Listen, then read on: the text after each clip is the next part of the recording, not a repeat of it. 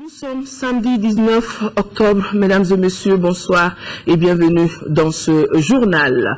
L'hôpital de campagne médico-chirurgical du Maroc installé au stade Modibo Keïta de Bamako est opérationnel, vous le savez, depuis le 17 septembre. Les médecins militaires du centre ont reçu aujourd'hui la visite du ministre en charge de la Santé, du secrétaire général de la présidence de la République et de l'ambassadeur du royaume chérifien dans notre pays. Les trois personnalités sont arrivées à l'hôpital pour constater de visu le déroulement des opérations, en présence évidemment de notre reporter Adama Koudjou. Le service rendu par les médecins militaires de l'hôpital de campagne médico-chirurgical du Maroc, installé au stade Modibo Keïta de Bamako, est jugé satisfaisant. Le constat a été fait par le ministre de la Santé et de l'Hygiène publique. Ousmane Koné a salué la mission marocaine, les services de sécurité et de santé du Mali pour la bonne organisation en vue de la prise en charge gratuite des patients. La population est correctement traitée, les malades sont satisfaits. Le second objectif, c'est encourager l'équipe marocaine encore une fois, témoigner de notre reconnaissance pour les services qui sont offerts.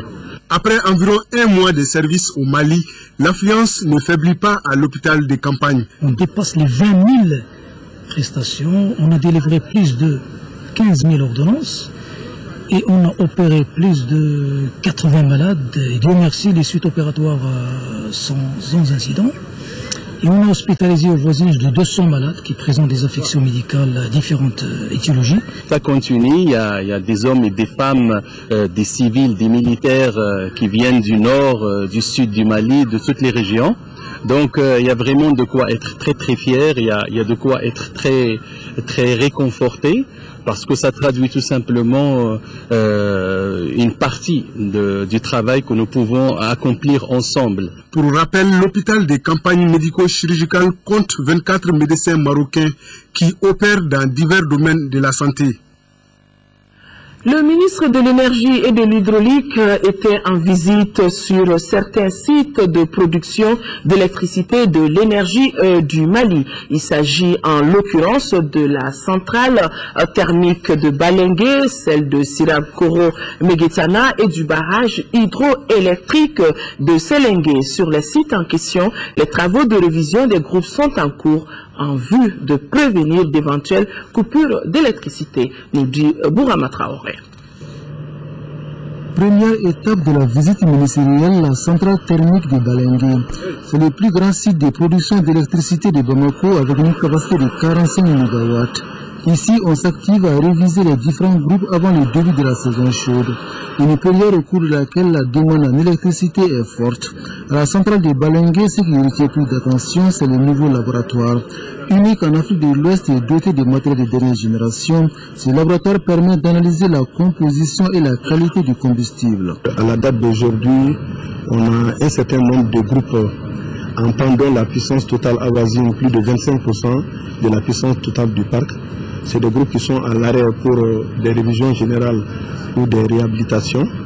Et ce qui fait que cette situation a même obligé l'énergie du Mali à passer par la location de 40 MW qu'ils ont installés à Dakar et qui approvisionnent la ville de Bamako aujourd'hui. C'est suite à cette situation que j'ai instruit à la Direction générale de l'énergie du Mali de faire en sorte que l'ensemble des groupes soient disponibles d'ici fin février. Après le site de Balengue, le ministre Keïta s'est rendu à la centrale thermique de Siragoro Meguetana, deuxième étape de la visite. Ici également, les travaux de révision des groupes se poursuivent normalement. Le tour des installations a permis au ministre de l'Énergie de s'en rendre compte et d'insister sur le respect du planning.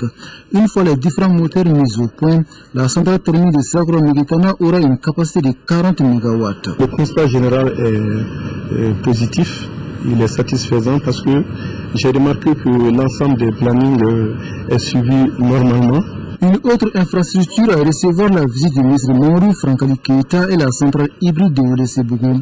Un examen reçu en matière de production d'électricité que le gouvernement entend étendre sur d'autres localités du pays. La partie solaire approvisionne la ville dans la journée jusqu'à 16h, 17h en fonction de l'ensoleillement et le thermique reprend le soir, ce qui nous permet de réduire sensiblement le coût de production et nous sommes en train d'aller vers cette nouvelle technologie que nous sommes en train de doubler dans des villes comme Banka, Sokoro, Nara, Djema. Dernière étape de la visite ministérielle, le barrage hydroélectrique de Sélingué. Sur ce site, le ministre Keïta a constaté également le démarrage des travaux de révision décennale des 4 groupes qui alimentent le barrage. Cette infrastructure électrique a une capacité de 44 MW. Tous ces travaux de révision visent à répondre à la demande des populations. Une demande qui s'accroît chaque année de 18% selon l'énergie du Mali. Le 16 octobre de chaque année, le monde entier célèbre la journée mondiale de l'alimentation. Le thème retenu pour la 33e édition est des systèmes alimentaires durables au service de la sécurité alimentaire et de la nutrition. Compte tenu de la fête de la Tabaski, la journée a été célébrée aujourd'hui, samedi 19 octobre. La cérémonie a enregistré la présence de plusieurs membres du gouvernement et partenaires techniques impliqués dans la lutte contre l'insécurité alimentaire dans notre pays. Reportage Agali Agissa. S'alimenter est un besoin biologique dont la vie dépend. C'est pourquoi chaque année, la date du 16 octobre est célébrée Journée mondiale de l'alimentation. Le thème retenu pour cette 33e édition est des systèmes alimentaires durables au service de la sécurité alimentaire et de la nutrition. Le thème choisi cette année s'inscrit parfaitement dans la vision de la FAO d'un monde libéré de la faim et de la malnutrition, dans lequel l'alimentation et l'agriculture contribuent à améliorer le niveau de vie des populations. En même temps que l'insécurité alimentaire, la malnutrition est un souci majeur au Mali. Chaque jour, une centaine d'enfants meurent pour des raisons liées à la malnutrition dans le pays. Les Nations Unies entendent poursuivre leurs actions d'assistance aux populations vulnérables. 41% du coût du financement des programmes alimentaires prioritaires pour le nord du Mali sont déjà acquis selon le coordinateur. Un programme estimé à 106 millions de dollars. Un appui qui mérite d'être renforcé par des actions techniques.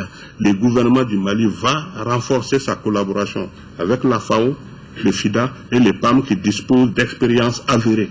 Faire évoluer les filières et les systèmes alimentaires vers plus de durabilité écologique, sociale et économique, en s'appuyant sur la mise en place de l'approche chaîne de valeur. La cérémonie a été marquée par la visite des stands, des produits agricoles transformés et des résultats de recherche en matière de vulgarisation des techniques agricoles y sont exposés. Le ministre du Développement rural et le ministre délégué en charge de l'élevage, de la pêche et de la sécurité alimentaire étaient pour leur deuxième journée en 4e région en zone officerie Ségou. Dans la zone de Dioro, les ministres ont visité des infrastructures et échangé avec les acteurs. Amagiré Ogobaradolo. Mission de découverte et de partage des potentialités réelles de développement rural dans le delta central nigérien de Ségou.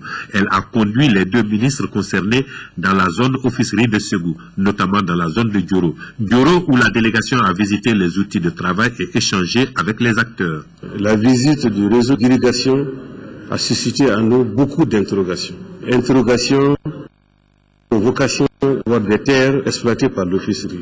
Interrogation par rapport au choix quant au type d'irrigation. Submersion contrôlée, submersion naturelle, maîtrise totale d'eau, la possibilité pour nous d'intégrer le système d'irrigation du casier du Djouro, qui puise sa source à partir du pont de Markala, au système d'irrigation de l'Office du Niger. La mission essentielle de l'officerie consiste à favoriser le développement intégré de sa zone d'intervention, une vision partagée par le département et qui explique la présence effective des 2 ministres en charge de promouvoir le développement rural global et harmonieux. Aujourd'hui, on a pu voir les possibilités réelles qui existent au niveau de la zone en matière piscicole et également, comme on le dit, l'élevage des poissons. Là où on n'a pas beaucoup poussé le diagnostic, c'est ce qui existe en termes de potentialité d'aménagement pastoraux, des aires de pâturage. C'est à ce niveau, bien sûr qu'on a eu quelques débats par rapport aux vaccinations parce que la zone est quand même une zone qui regroupe beaucoup de bétail. Chaque étape est sanctionnée par une séance d'évaluation ouvrant les pistes de réflexion sur les perspectives d'amélioration des différents secteurs du développement rural. Plus de 95% de taux de réalisation pour la campagne 2013. C'est ce que ressort de la 32e session du conseil d'administration de l'Office du Niger tenue dans la capitale des Balanzans. Fousseini Samake. Cette 32e session de l'Office du Niger a examiné les états financiers de l'exercice 2012, le rapport de gestion 2012, l'état d'avancement de la campagne 2013-2014. Il ressort que, malgré les difficultés dues à la situation sécuritaire dans sa zone, l'Office du Niger mettra tout en œuvre pour tenir son engagement pour l'exercice 2013. Pour cette campagne en cours, l'Office du Niger a atteint un taux de réalisation de plus de 96% des prévisions. Sur le plan agricole, au cours de la campagne 2012-2013, 115 349 hectares ont été mis en valeur saison et contre-saison pour une production de 655 378 tonnes de paddy. Il faut ajouter à cela 6 847 hectares de culture maraîchère en échalotes, tomates, gombo et 200 hectares de pommes de terre. La culture du maïs hybride et de la pomme de terre connaît un essor remarquable dans notre zone d'intervention. Certaines recommandations issues de cette session devraient permettre de combler les retards dans la réalisation des projets et programmes suite à la suspension du concours de certains partenaires techniques et financiers. Nous avons jugé nécessaire de rectifier et de recentrer un peu certaines choses. Et c'est pourquoi certaines recommandations qui nous ont paru importantes se sont imposées. Il y a une recommandation pour revoir un peu les objectifs. Les problèmes environnementaux ne doivent pas être laissés pour compte. L'Office du Niger est sans doute un instrument privilégié de développement agricole dans notre pays quand on sait que seulement 10% de ses potentialités sont exploitées. Restons à Ségou pour parler de solidarité. 40 millions de francs CFA, c'est le montant d'un don que la fondation Cheikh Mansour Haïdara vient de faire à la communauté musulmane de Ségou. Le don composé de 2 corbières et de tapis a été remis ce vendredi en présence des autorités de la région, nous dit Kandesila. 2 corbières, un pour la mosquée de Amdalaï et l'autre pour la mosquée de la commune rurale de Pelengana, plus un important lot de moquettes destinées à la grande mosquée de Ségou. Ce sont là des dons de la fondation Cheikh Mansour Haïdara pour les communautés de Ségou et de Pelengana. L'ensemble de la donation a coûté aux généreux donateurs 40 millions de francs CFA. L'initiative s'inscrit dans le cadre du mois de la solidarité. Nous avons fait ces gestes au nom de l'islam. La fondation va faire d'autres gestes les jours à venir.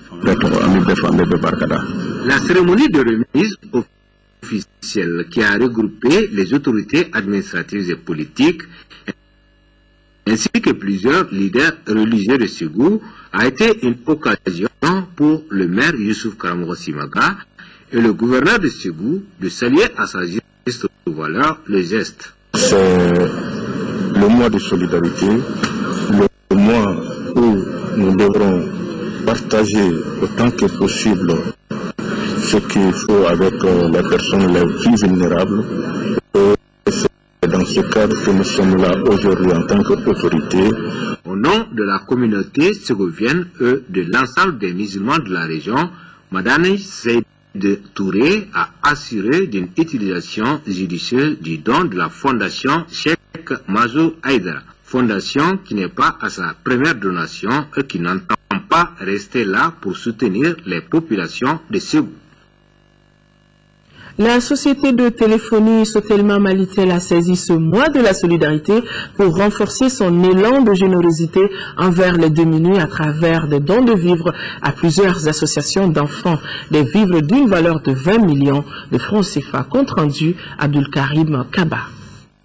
300 sacs de riz, autant de cartons de lait pour bébé, 60 sacs de sucre, Plus d'1 millier de t-shirts, le tout pour 20 millions de francs CFA, constituent le don de Sotelma Malitel. Ces vivres sont destinés aux villages SOS de Sanangourba et de Kita, aux associations Amaldem et Cris des Mers, aux enfants des victimes de la guerre et à l'hôpital Gabriel Touré.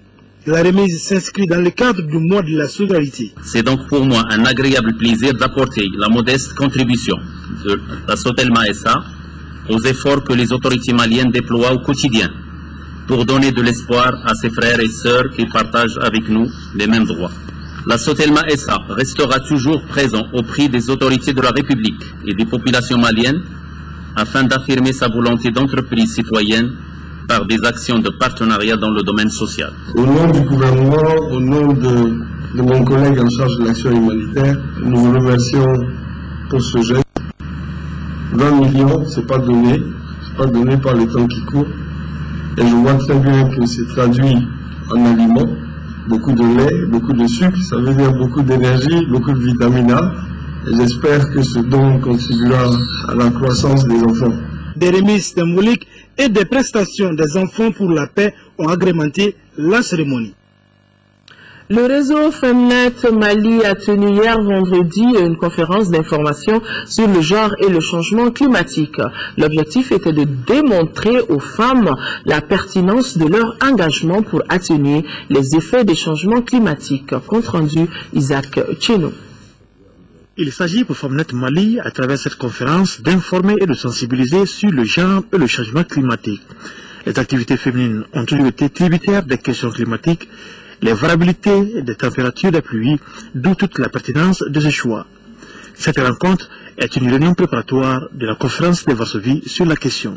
Les femmes jouent le rôle essentiel en tant qu'agents actifs de la force mondiale au changement climatique.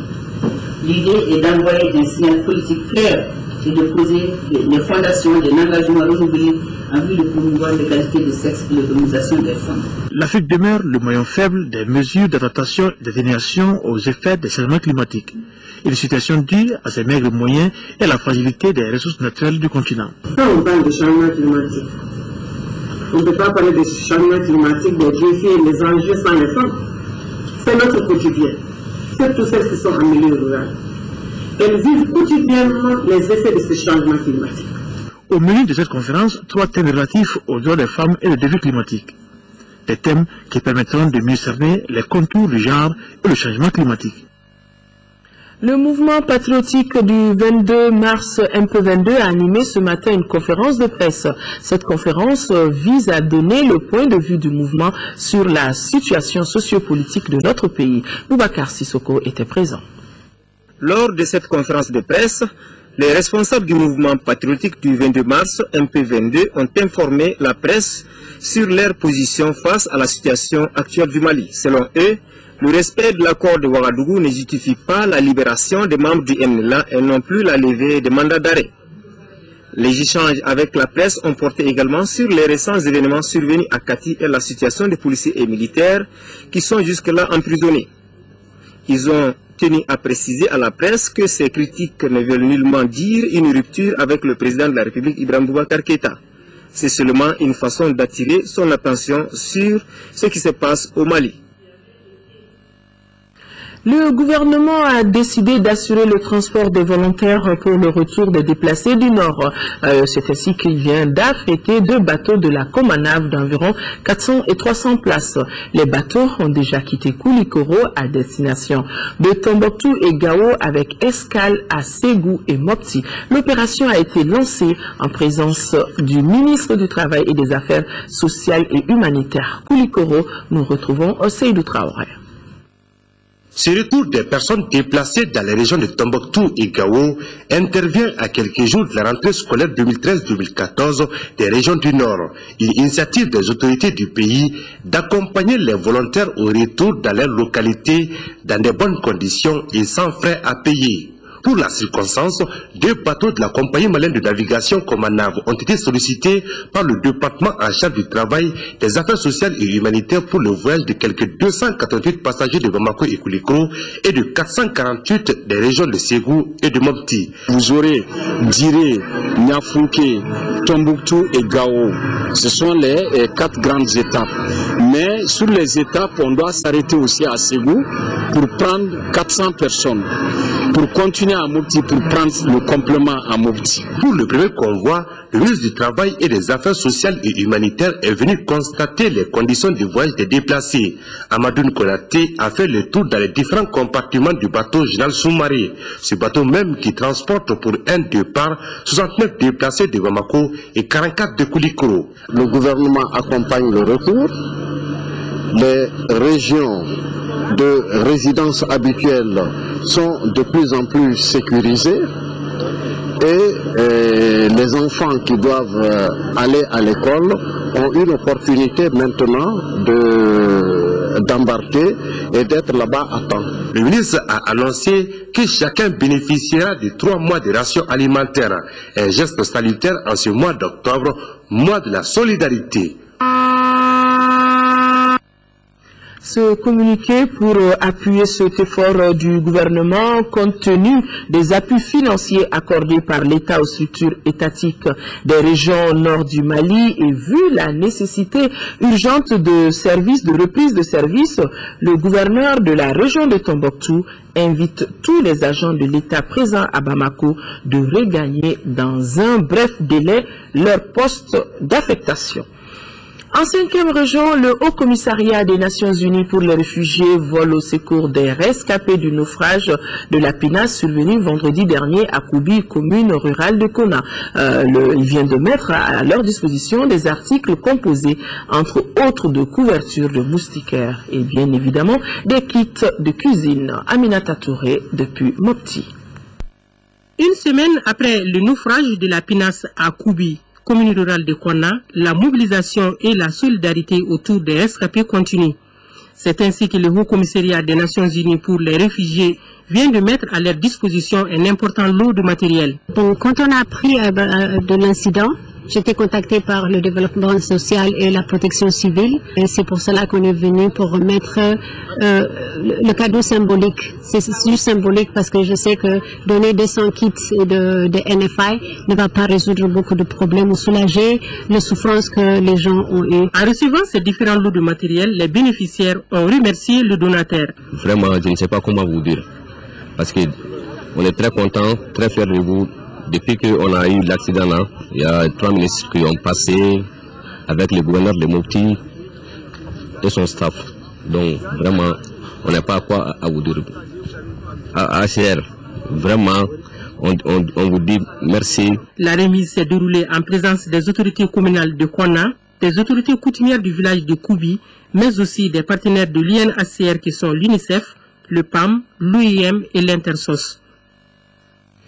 Yehougué, pour ceux qui ne parlent pas son raïs, voudrait tout simplement dire le retour à la maison ou sinon le retour au bercail. C'est le nom du projet d'assistance aux populations déplacées internes du Nord Mali qui vient d'être lancé dans le village de Bagoudje 2, c'est dans le cercle de Gao. Ce projet vise non seulement à favoriser le retour des déplacés dans leurs localités respectives, mais aussi de faciliter la réinsertion socio-économique de ces populations. L'assainissement qui est au centre de nos préoccupations a été le premier temps de ce projet. Compte rendu Boubacar Bablé Touré.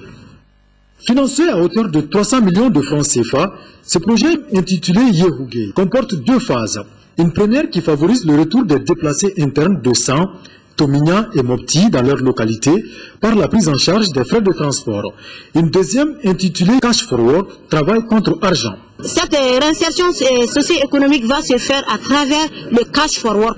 Le revenu de ce Cash Forward va permettre à cette population, à cette couche défavorisée, vraiment de subvenir à certains de leurs besoins quotidiens.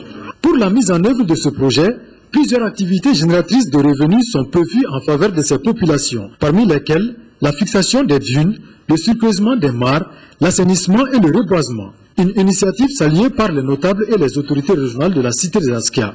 Les activités d'assainissement organisées à Bagoundje 2 sont le point de départ de ce projet. Le village de Bagoundje 2 est fier d'être les pionniers pour le lancement de cette activité. Nous remercions vivement le projet et particulièrement Ndakier Monde qui va recevoir à travers son cash for work ces braves déplacés. D'une durée de 50 jours, ce projet a été financé par Caritas Allemagne et mis en œuvre par les ONG Enda Mali et Caritas Mali. Les populations de Samaniana et de Bali, respectivement des communes rurales du Mandé et de Bankoumana, disposent désormais des additions d'eau. Les forages réalisés par l'ONG COFESFA, collectif des femmes pour l'éducation, la santé familiale et l'assainissement à hauteur de plus de 25 millions de francs CFA, ont été inaugurés aujourd'hui, nous dit notre envoyé spécial Fademba Keita. Le forage de Bali, commune rurale de Bankoumana, a été le premier à être inauguré par les autorités politico-administratives, accompagné par les responsables du collectif des femmes pour l'éducation, la santé familiale et l'assainissement, COFESFA Iriwaton. Cette adduction d'eau s'ajoute aux 6 bornes fontaines de Samaniana et Samaniana-Soumouno, alimentées par un château. Ces réalisations ont été entièrement financées par la fondation luxembourgeoise Raoul Foloro à plus de 25 millions de francs CFA. Dans le cadre d'une étude du milieu qu'on a eu à réaliser dans la commune de Bankoumana, que nous avons constaté qu'au niveau de Bali, il y a une insuffisance et un problème d'eau crucial. Nous avons constaté qu'à partir de ce forage de Samaniana, nous pouvions réaliser des adductions d'eau pour servir la population de Samaniana et même de Samaniana-Somono. Le geste humanitaire contribue à alléger les souffrances de ces populations qui n'ont plus besoin de faire des kilomètres pour accéder à l'eau potable. Je vais profiter pour lancer un appel à tous ceux-là qui sont là à bien conserver leur ouvrage et pour qu'ils puissent être pérennes. Nous remercions l'ONG COFESFA Iriwaton pour ce forage au bénéfice des 1300 habitants de Bali. Nos femmes parcouraient des kilomètres pour nous ravitailler en eau. Nous avons désormais de l'eau potable, la gestion nous réduit. Ces actions et toutes celles déjà réalisées par la COFESFA s'inscrivent dans le cadre de son projet intitulé Programme de santé communautaire de base CATI. À travers un sketch, les élèves ont soumis à l'ONG la principale préoccupation qui leur tient à cœur, le problème d'infrastructures scolaires. Le conseil communal de la mairie de la commune 5 a tenu au palais de la culture Amadou en Pateba un débat public sur le projet de budget au titre de l'exercice 2014. Il s'agissait là à travers cet espace de rendre effectifs les principes de la gestion concertée des affaires communales à travers l'installation des cadres de concertation et de dialogue entre élus et citoyens. Agibou Koulibaly. Il s'agissait, à travers cet espace, d'informer les hommes de médias, les citoyens de la commune 5 et l'ensemble des Maliens sur les réalisations du conseil communal de l'exercice 2011-2012 et le projet du budget au titre de 2014. Nous avons fait un plan qui a été élaboré avec l'appui de l'ensemble des services techniques, en tout cas de l'État, qui nous ont accompagnés. Tous ceux qui avaient une compétence avérée ont été sollicités et nous ont accompagnés dans cet exercice. Et c'est ce que nous avons commencé à réaliser, et là-dessus nous avons eu de l'appui financier d'organismes importants, ou bien à travers nos coopérations décentralisées, qui ont estimé que nous avons un plan et qui a été examiné par des évaluations techniques et qui ont permis à ce jour de pouvoir mobiliser plus de 7 milliards de francs CFA. Cette tribune a permis aussi aux membres du conseil communal d'éclairer la lanterne des citoyens et hommes de médias sur la question des investissements, entre autres. Si un effort est fait par l'extérieur, à l'interne, les contribuables n'ont pas une attitude citoyenne en tant que telle, c'est-à-dire quand on exige le changement de son cadre de vie, quand on exige qu'il y ait l'eau et l'électricité à l'école, quand on exige qu'on doit avoir des soins de santé acceptables, eh bien on doit aussi payer ses impôts. En vue du renforcement des capacités, les élus et le personnel de la commune 5 ont et continuent de bénéficier des formations tant à l'intérieur qu'à l'extérieur. Les sociétés minières, je vous le disais dans les titres, les sociétés minières occupent une place importante dans l'économie de notre pays. Les 5 mines d'or de la région de Caille ont versé ces dernières années plus d'1 milliard 300 millions de francs CFA dans les caisses de l'État. En plus de cet apport, elles contribuent au développement de plusieurs communes à travers des réalisations dans les secteurs sociaux de base. Cependant, les populations estiment que ces réalisations ne sont qu'une goutte d'eau, expression consacrée, une goutte d'eau dans la mer. Notre équipe de reportage conduite par Mohamed Jara s'est rendue dans les zones minières de Caille. Le Mali, troisième producteur d'or en Afrique, avec une dizaine de sociétés minières dont la moitié se trouve en première région, soit 5 au total. L'implantation des mines aura permis de donner un coup d'accélérateur au processus de décentralisation à travers la réalisation d'infrastructures communautaires. Ce n'est pas tout, des centaines d'emplois ont été créés. Dans le domaine de l'éducation, des écoles, mosquées et forages ont été construits. L'avantage que nous tirons de cette présence-là, j'ai dit que ces mines souvent soutiennent la commune dans l'éducation, dans le programme de l'éducation, dans l'alphabétisation, dans la lutte contre certaines maladies dans la contrée. La plupart de ces réalisations se font conformément à un programme de développement communautaire préétabli par la mine avant le démarrage de l'exploitation. L'agissement au niveau des populations est double. D'abord, c'est légal, ce qui est requis par la loi. La société ne fait pas cela parce qu'elle est gentille, mais elle doit le faire parce que c'est une obligation contractuelle. D'autre part, la société fait certaines actions, telles que le PADI, qui ne sont pas dans une disposition légale, mais qui contribuent à apaiser non seulement le climat avec la société, mais aussi, ça fait partie des valeurs, surtout de la société anglo-ashanti. La commune de Sadiola a une particularité avec la mise en place du plan d'action de développement intégré de la commune de Sadiola-Padi, un projet financé par les mines de Sadiola et de Yatela Semos à près d'1 demi-milliard de francs CFA. Les Padi opèrent dans 3 grands axes, à savoir l'agriculture et l'élevage, le renforcement des capacités et l'accompagnement des petites et moyennes entreprises à travers la microfinance. On a commencé avec 150 millions. Au jour d'aujourd'hui, par exemple, le budget de cette année, ça frôle les 500 millions. Des activités tangibles qui ont contribué à donner un nouveau visage aux communes bénéficiaires. Mais ce n'est pas tout, l'arbre ne doit pas cacher la forêt. La commune de Kenyeba ne ressent pas les retombées de la nouvelle mine inaugurée en août 2012. Il s'agit de celle de Bunkutu. Au niveau de la commune de Kenyeba, nous ne bénéficions rien dans ce domaine. Ça nous fait 3 ans. Nous avons rencontré toutes les hautes autorités, à commencer d'abord par les autorités locales. Je confirme l'hypothèse que pour le moment, Kungoto ne paye pas de patente à Kenyeba, mais ça c'est dû au fait que le projet a été inauguré en 2012 et le projet a été exonéré pour 2 ans. Donc à partir de juillet de cette année, Kungoto va commencer à payer les patentes juillet. Donc ça veut dire qu'en fin d'année, Kenyeba recevra sa part de patente. Par contre, la commune de Sadiola et Sitakili perçoivent plus de 200 millions de francs CFA comme patente annuellement. Le paiement des taxes contribue au développement de la commune. On reçoit entre 200 à 250 millions de francs CFA par an. De gros efforts reconnaissent les élus communaux et la population, mais insignifiants selon certains. Il y a eu beaucoup d'écoles, c'est vrai, il y a eu des barrages, il y a eu même le fonds de développement qui a été mis sur pied par la CEMOS, mais je pense que ce qu'on voit est minime par rapport à ce qu'on devrait avoir sur le terrain. On ne voit pas beaucoup d'intérêt là-dedans. Au niveau des cas ici, bon, ce n'est pas tellement suffisant. C'est un avis qui peut être partagé, et quelque part je dirais même que c'est vrai, parce qu'on ne peut jamais comprendre. C'est un tronçon de 250 km, et puis 10 ans que ces mines opèrent, on n'a pas pu faire cette route-là. C'est regrettable. Goudronner la route ne fait pas partie des dispositions contractuelles. Nous ne sommes pas en train de dire que ce n'est pas normal de le faire. La société opère sur des budgets opérationnels annuels. Quand tu regardes le coût d'asphaltage d'1 kilomètre, c'est environ 1 milliard sans les ouvrages d'art.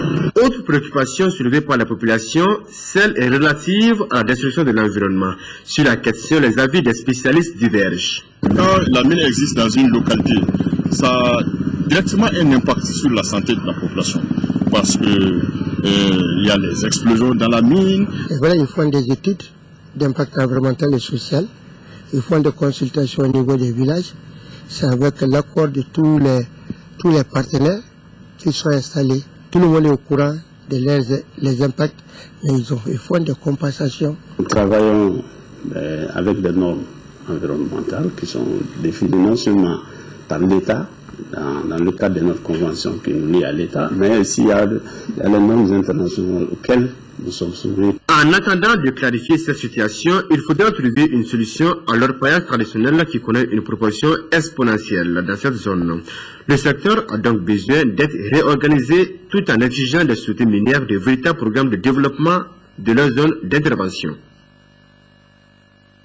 Suite de notre série de dossiers ce soir sur la décentralisation, gros plan sur la participation citoyenne. Cette participation se définit comme l'exercice et l'expression de la citoyenneté engagée sous une triple dimension, politique, démocratique et sociale. L'ambition des autorités est de bâtir une nouvelle politique de décentralisation pour l'émergence de la citoyenneté, d'où l'idée d'organiser des états généraux sur la décentralisation.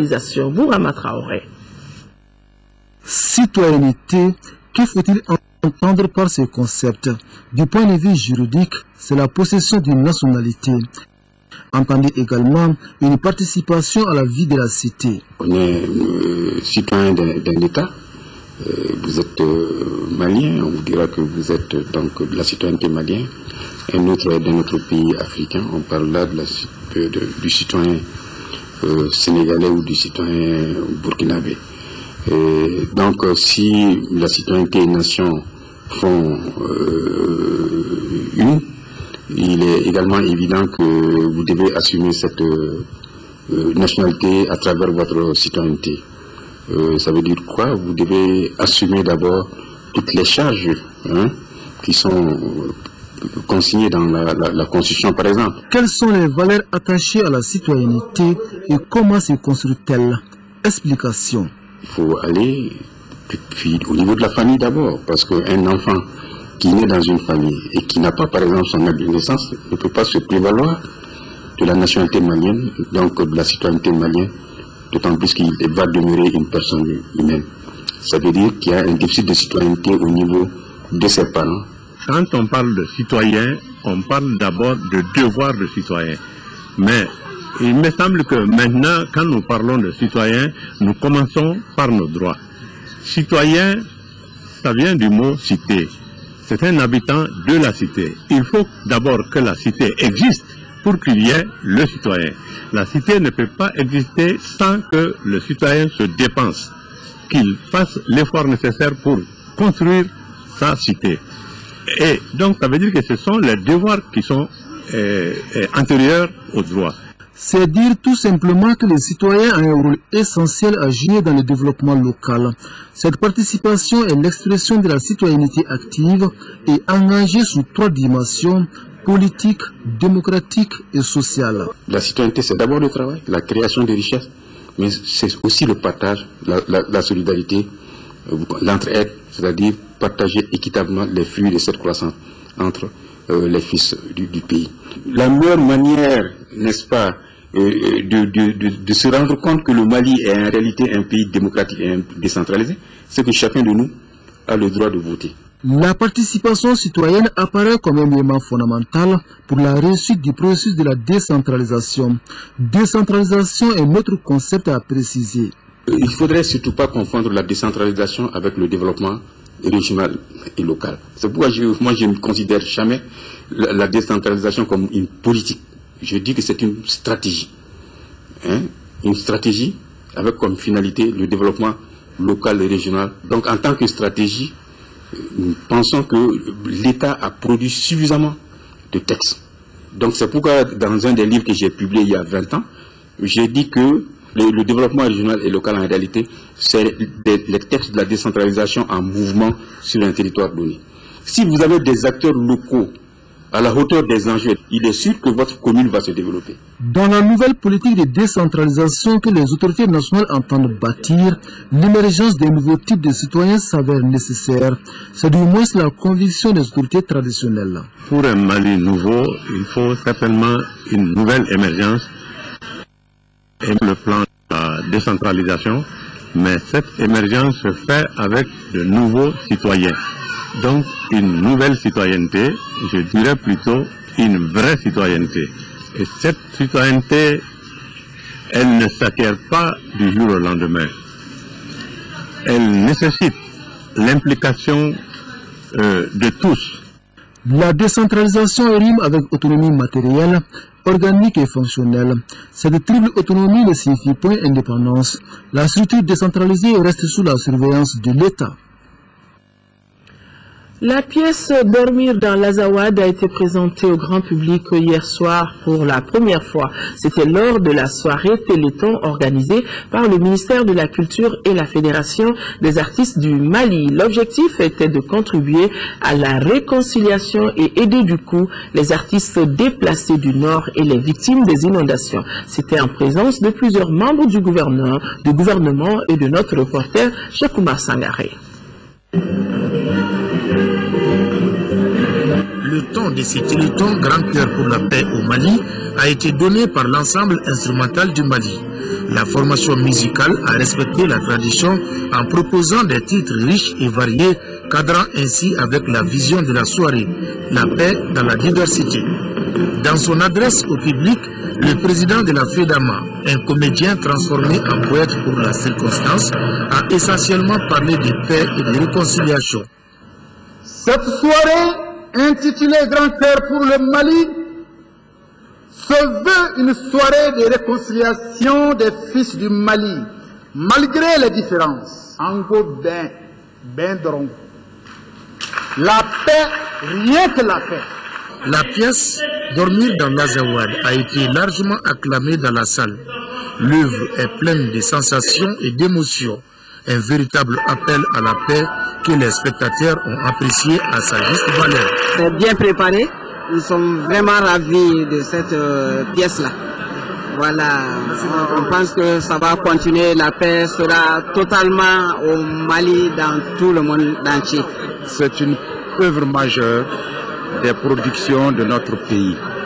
C'est une œuvre sérieuse et en même temps une œuvre qui correspond à ce que nous aurions pu imaginer pour le rendu de ce qui nous est arrivé.